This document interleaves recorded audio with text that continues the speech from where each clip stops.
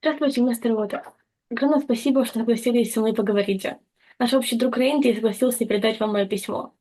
Я уже 10 лет живу на войне и пытаюсь рассказывать на Западе о том, что я вижу и как живу в этих непростых условиях. Сейчас мне очень важно услышать ваше мнение обо всем, что происходит. Потому, с вашего позволения, начнем. Hello, Mr. Waters. It's a great pleasure to talk to you. Thank you so much for agreeing to have this interview with me. Faina thanks Randy for her help in connecting you two together. So thank you very much for agreeing for this interview. It's been now 10 years that Faina lives in the war zone, and she's doing everything that she can to bring information over to everyone in the world about what it's like and how it is to live there. And she thinks that this interview will help greatly to deliver this information even further. Thank you. Как человек, который говорит о глобальных конфликтах, как вы оцениваете войну в Донбассе и секторе Газа? То влияние, которое она оказала на людей? The first question is, as a person who speaks a lot about the global conflicts, how do you evaluate the war in Donbass and in the Gaza Strip? And what do you think is the influence that these conflicts have had on people? Well, I don't live in Donetsk or Luhansk or anywhere else in the Donbass. I've never been there. I've had friends who've visited, and I've followed something of what's happened in the last couple of years. I mean, it seems clear to me that it would have been better either to negotiate new security arrangements with the Russian Federation at some point between 2014 and 2022, when this special military operation started. And at any point since then, it would have been a good thing. Unfortunately, this is not what the American empire wants. And it has also persuaded a number of its allies in Europe that they shouldn't want it either. Not least England. I'm an Englishman, so this affects me as well. How we can persuade them that this war should never have started and that it should stop as soon as possible. I'd be very interested in Faina's ideas about how that might happen. So is she a native of the Donbass? Is that what you're telling me? Yes, she is from Lugansk and she lives in Lugansk. Я думаю, что в первую очередь нужно было сделать так, чтобы было другое правительство на Украине, чтобы I они think, исполнили Минские соглашения. well, first of all, the different government in Ukraine would actually help. The government that would actually do as it was to be done in accordance with the Minsk agreements. Absolutely, yeah. Which was the platform that Zelensky stood on when he was voted in as the president of Ukraine back whenever it was. I've written this myself personally so many times that I'm sick of it, of writing it. How old is Faina? Он спросил, сколько тебе лет. Тебе сейчас 15? At the moment, Faina is 15. She will have her birthday soon. Well, let's hope something happens before to make her birthday a happy one. I had a short correspondence at the beginning of the war with a young woman older than Faina, but not very much older, called Alina something or other, Miro something or other. I can't remember the rest of her name. But that correspondence came to an end. I think she came under pressure from people because the last email I got back from her was saying she didn't agree with me about everything, but she did agree with me that peace would be a negotiated settlement would be a good idea. But the last thing I heard from Alina, which caused me great concern, was a PS, a postscript, an addition to her last. I should really pull it up and tell it to you, but I might lose you, so I don't want to do that. But basically, it suddenly was a different voice. It was no longer Alina talking to me. It was somebody looking over her shoulder, placing her fingers on the keyboard, telling me that I was wrong about everything. and what a shame it was that I couldn't just support the fight against Putin, the new Hitler, and evil Russia, and all of that. So somebody was standing behind her, putting her fingers. I know it, and I really worry about her. This is a young woman who just sent me a picture of her pet cat, because in the correspondence I'd asked her if she had a dog, and she said, no, I don't, but I have a cat, and this is a picture. And she was a big fan of my work, and even went so far as to say she'd been writing a dissertation for university on the Final Cut, which is one of the last records I made when I was at Pink Floyd, and how it was her favorite. And it's a very anti-war record. It's very much a personal expression of how I feel. As I'm sure Faina knows, I lost my father in the Second World War when I was this big, you know. I was 5 months old when my father was killed. So I'm no fan of these conflicts, but particularly the loss of life in the Ukraine.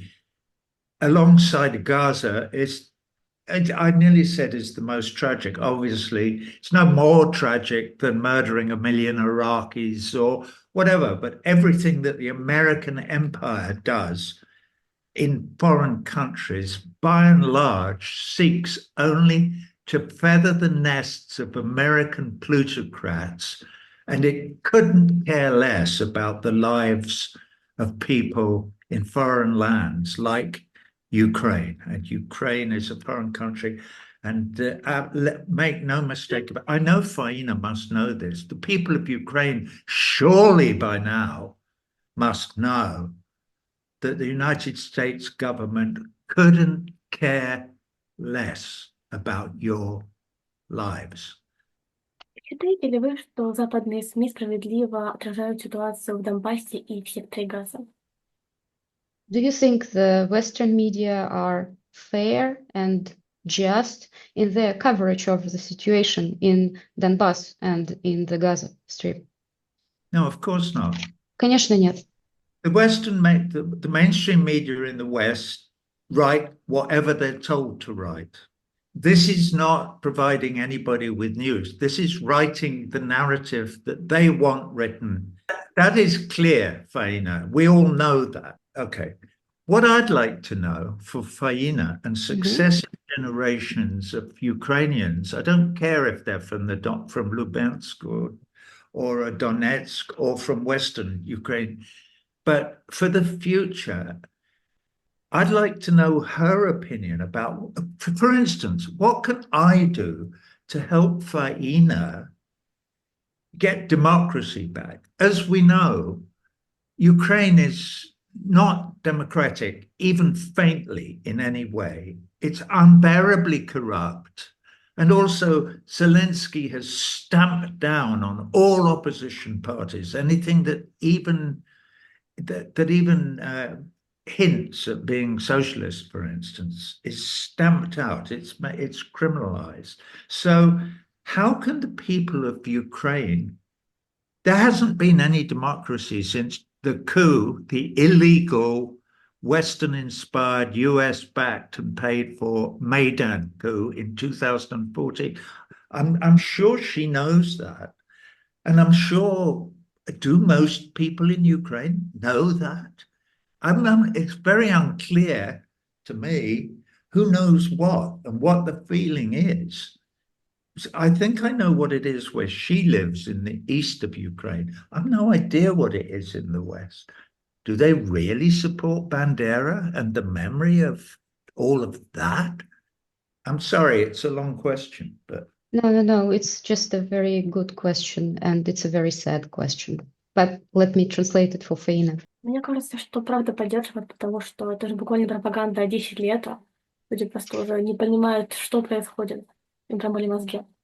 Unfortunately, regarding the last part of your question about the support of Bandera in the Western Ukraine, unfortunately, it is true, and they truly support Bandera and all these ideas, because this was years and years of brainwashing. It's not just the last 10 years. It started much earlier. Well, that's tragic, clearly. Это трагическая совершенно вещь. But it's a tragedy that we're all having to live with, because the idea of one group of people's supremacy over another group's, like in Bandera's case, the supremacy of Northern European Aryan white people over Jewish people or colored people or anything, is one of the great tragedies that's faced us over the last several hundred years.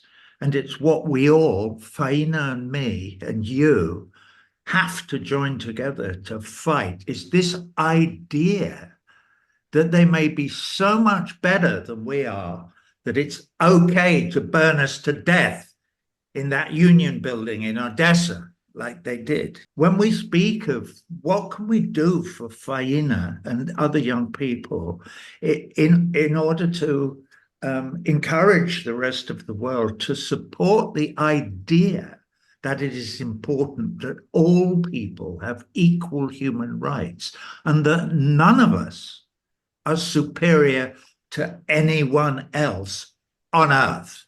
We are all African. We are. This is my message. That's my message in the final cut. That's my message today. I'm so pleased to be able to speak to this young woman today. And I'll shut up because I talk too much. No. Мне кажется, в это вот интервью его посмотрят многие люди и узнают куда больше. Faina hopes that a lot of people shall see this interview and they will learn more from you because they will listen to you. Really? Well, that's very kind. That moves my heart to hear this young woman say that to me. Мне очень приятно, что ты это ему говоришь.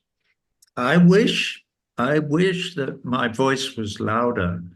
In the West where I live, no one will print anything I say in the mainstream media, because the idea that we should all have human rights is inconvenient to the West, particularly to the American empire, because they, the leaders of the American empire, the doddery Joe Biden, Trump, whatever, Kamala Harris, all of them, they believe that they are innately superior to you, the Ukrainians, and to me. Joe Biden actually, and he's still the president of the United States, said in a TV interview, "We rule the world." He is so doddery. He believes that he is the emperor of the world. He's like some latter-day Julius Caesar, and that the United States is like the Roman. They rule everything, and they do so by the divine right of the fact that they are superior. Joe, no, you're not. You are inferior to those of us who care about our brothers and sisters. You are inferior to us because you believe in the wholesale slaughter of anyone who doesn't agree with you. Or, for instance, to go over to the Middle East, Joe supports the genocide of the Palestinian people. Vladimir Putin doesn't. I don't. Faina doesn't. Billions of us all over the world don't.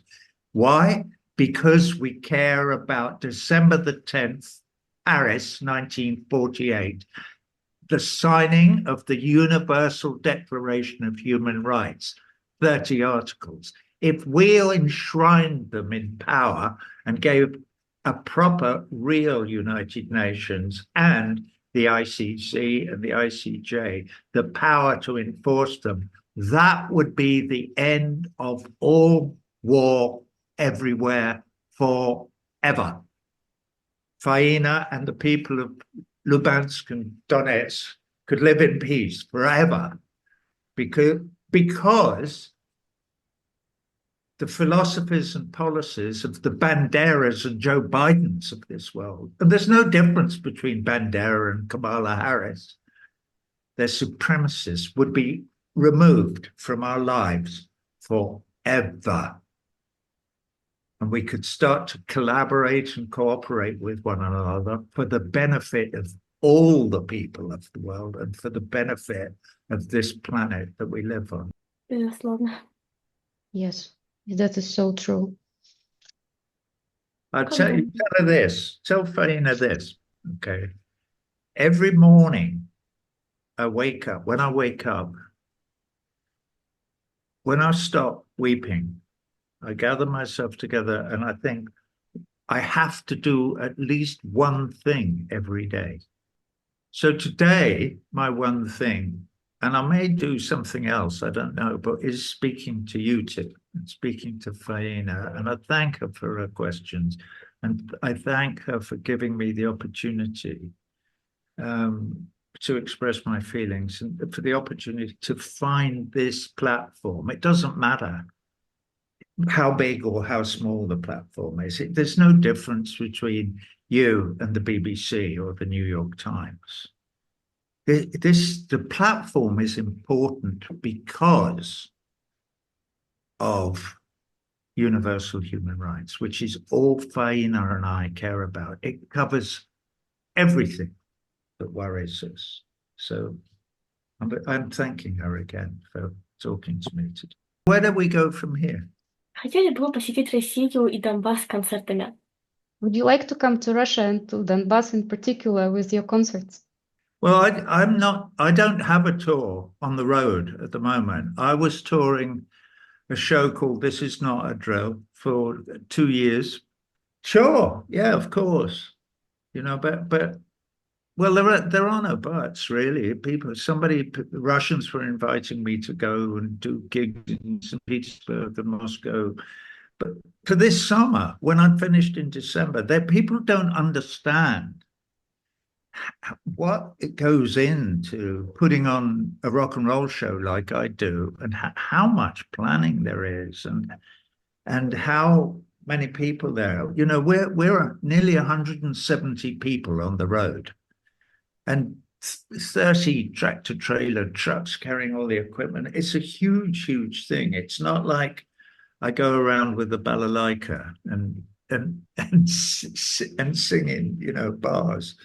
So it's a strange thing. Will I go on the road again? I've no idea. If I do, would I like to play in Russia and the Ukraine? Yeah, of course I would. How wonderful it would be to play in Ukraine as a celebration for the end of this insane war. But how do we bring it to an end? Because they are inexorable. The enemy, those who do not want peace, who want profit. It's only for profit, all of this. Let's not make any bones about it. Obviously, no country that believed in democracy would have removed democracy from Ukraine, would they? Right. Which they did in Maidan in 2014. That was not a democratic change of government. It was a military coup against the people of Ukraine. So they're not interested in democracy. They want money. And I promise you, what they will do in the ruins of Ukraine is steal everything you've got. And they will call it, it'll be like the Marshall Plan. It will be aid. No, it's not aid. It's whatever there is left, they will try and steal it. What have you got in terms, what's under the ground? We know you've got wheat, but what else have you got of value? They will try and steal it. That's why they're there. They're not there because they believe in freedom. And so you cannot believe the students of Bandera who would try and suggest that that is true. It's not true. So how do we get beyond this impasse? I think what's going to happen is eventually the Americans will stop sending money and arms, and the Brits will do whatever they're told. But then what's going to happen? There's going to have to be a negotiation. There will probably be a split, probably somewhere near where the battle lines are drawn now. Probably all that area, the Donbass, and the stuff in the south, in in the south that joins them to Crimea, to Mariupol, that will probably become part of the Russian Federation, and maybe that Ukraine will be whatever. It's a small percentage of the idea that Russia wants to go on and invade Poland and Romania and then spread all over Europe is insane. That's what gets printed in our newspapers over here. And obviously, it's absurd. You would have to be the village idiot to believe that story. But people do, unfortunately. I'll stop talking again. I don't mean to trample over Faina. Из событий на Украине Россия столкнулась с западной культурой отмены. На ваш взгляд, насколько такие меры необходимы и принесут ли они пользу западному обществу? Вы ранее говорили, что из-за выступлений на российском телевидении западные знаменитости теряют многие проекты и возможность выступать на родине. Вы назвали это абсурдом. Нужно ли как-то изменить эту ситуацию и что для этого требуется? The next question is about the cancel culture that Russia faced when this conflict in Ukraine started. In your opinion, are such measures really necessary, and will the Western society benefit from such measures in any way?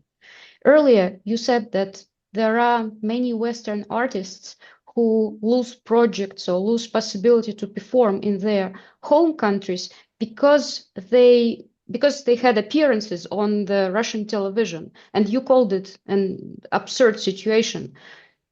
Do you think this situation can change? What needs to happen for it to change?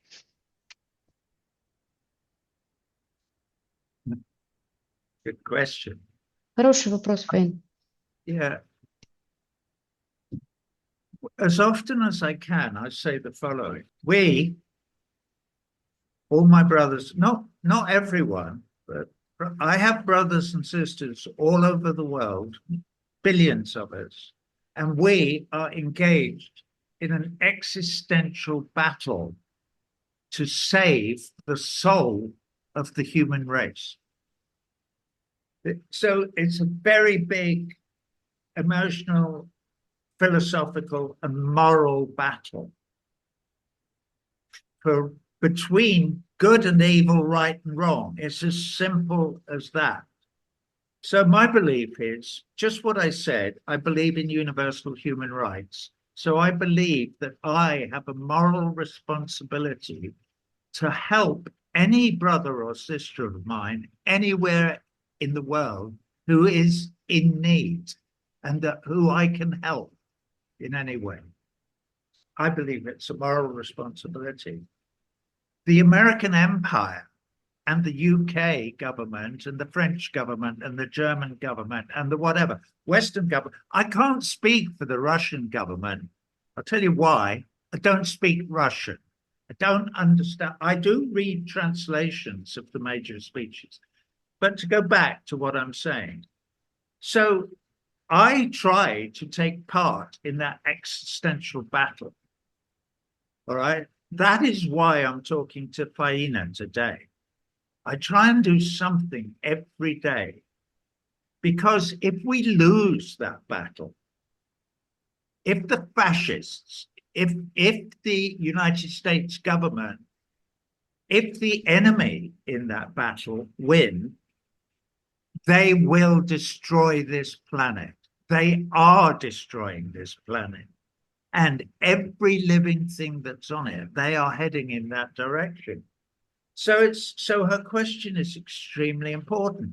And the silencing of people like me, the cancelling of Roger Waters, is part of what the other side in the battle do to try and win the battle for the bad guys.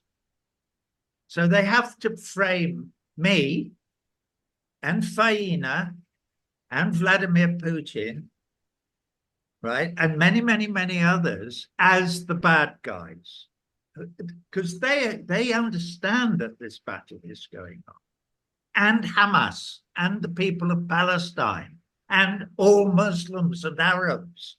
In fact, anybody that they can frame as being different and being on the other side of the great battle. But it's not a battle for right and wrong. They don't even pretend it. It's a battle for power and wealth. And they have no moral compass to follow. I'll stop talking because what I'm saying is so obvious and self-evident. They do not, they believe in wealth and power, and that's all. Ну, было И на- такие, знаете, мне и другим детям войны, продавшим военных действий. What would you say to Faina and to other children of war who have suffered from that war? You bring back to me a letter I wrote on my, I think, 76th birthday. I could probably find it. I talk about how when I was a war baby, literally, when I was that big, Mhm. where we were, I don't remember this, but you could hear the V1s, the German rockets, going over the top of where I lived. They were called doodlebugs. We called them doodlebugs. And you were okay until the engine stopped. If you heard the engine stop, that meant the bomb was coming down. And then your mother would throw you under the shelter, which was the kitchen table, in case the bomb landed near you, in order to protect you. So in this letter that I wrote, I mentioned that. And then I mentioned the fact that at the time, they were trying to cancel me because I was against the accusations being made towards Assad in Syria, saying that he had made chemical attacks on his own people. He hadn't. We know he hadn't now. The evidence is in, and we know I was right, and all the people who said he had were wrong. And the Americans and the French and the English flew to Syria and bombed Syrian people as an act of war because they claimed that Assad had used chemical weapons against his own people in Aleppo. No, in Douma. He hadn't, but they did it anyway. And in that piece, I remember I finished saying, am I an Assad apologist? No, I don't know Assad, but I do know he didn't do that. And I do know that my government should not have gone and bombed Syria. So my apologies are to all the babies under all the tables everywhere. And I have a message for them. I'm very sorry we done it, which is bad English, but I'm sorry that we did it. The rest of the human race. I apologize to all babies everywhere, which comes back to me, haunts me every morning when I wake up with Gaza going on over my shoulder. Not to mention your predicament in Lubansk. Спасибо огромное за потрясающую беседу. У меня было огромное удовольствие с вами пообщаться. Thank you so much for this absolutely incredible conversation. It was a great joy and a great honor to talk to you. Well, okay, one And more thing. еще тогда One more- одна вещь. Yeah, one more thing. Да. So I'm saying to Faina is that if you're on the side in Ukraine, if you're in Lubansk, in the Donbass internet, and you've been bombed by the supporters of Bandera in the west of the country, you're a victim. You have a right to resist, and you must resist, and you must do it. You can do it in whatever seems necessary. Okay, but if you're somewhere in the West and you've been taught that somehow the Russian-speaking people in the East are inferior to you, you have been taught nonsense and you must resist it. And that is the harder job. The harder job is for Alina, my friend in the West, who I exchanged emails with. The harder thing is to resist the forces of fascism in Western Ukraine who believe themselves to be superior. That is the malignant cancer, the idea of superiority. just like the idea of superiority in Israel, of the Israelis, their idea that they're superior to the Arabs in the region is destroying their lives, Palestinians' lives, and the whole of the Middle East. And it may well destroy the whole world. So it's these crazy ideas that somehow we're better than they are. No.